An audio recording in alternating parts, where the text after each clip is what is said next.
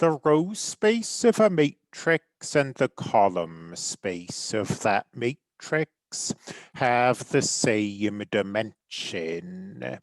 We will give that dimension a name and then state a theorem about it.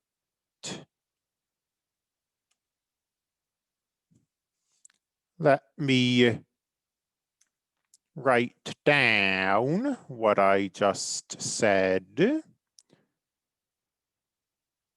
The dimension of the column space of A equals the dimension of the row space of A for any matrix A. That's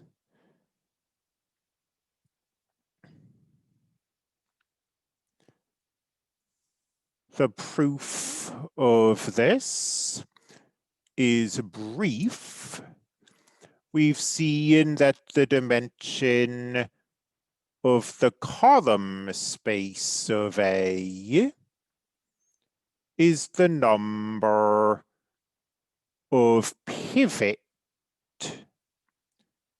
columns. And of course, the number of pivot columns is the number of pivot positions. A pivot position is the first non-zero entry of a row after we perform Gaussian elimination on it.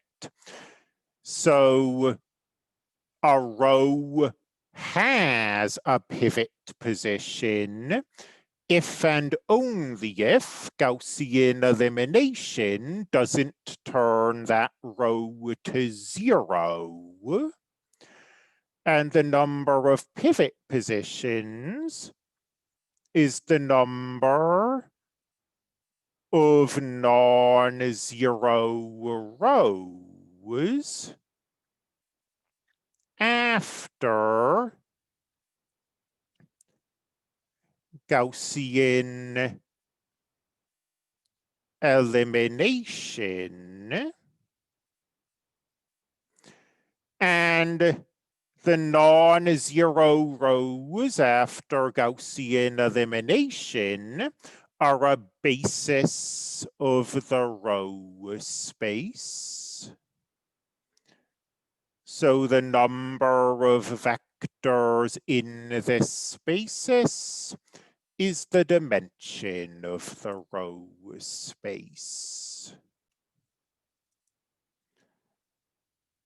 Definition. This common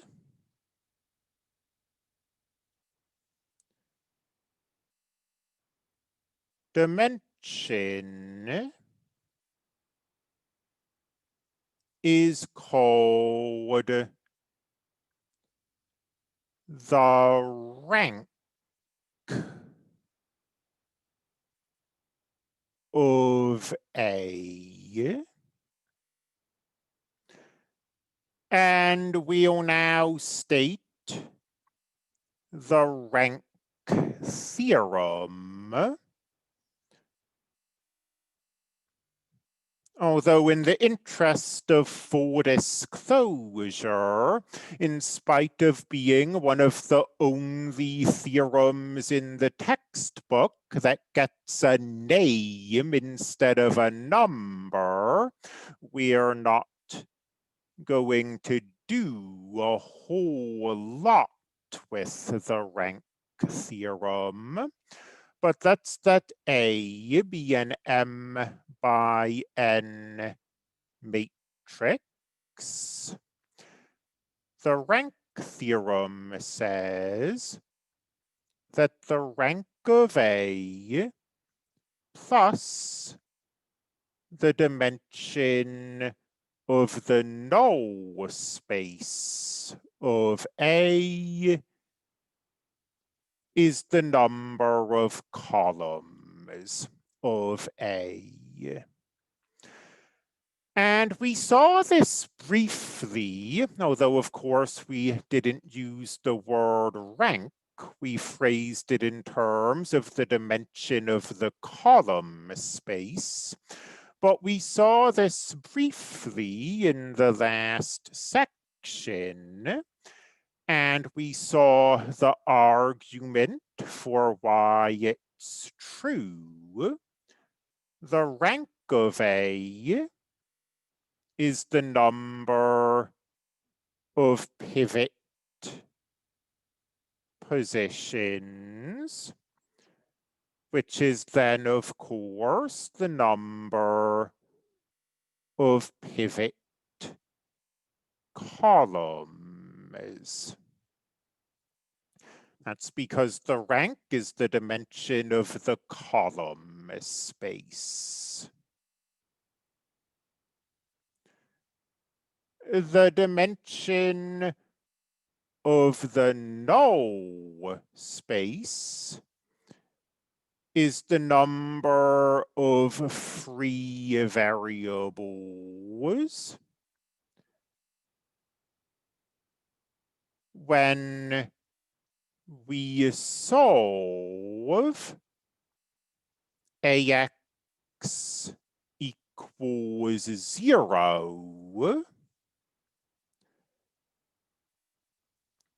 a variable is free if and only if its corresponding column is not a pivot column. So the dimension of the null space is the number of non-pivot columns. And the rank theorem then becomes the statement that the number of pivot columns plus the number of non-pivot columns equals the number of columns, which is certainly true.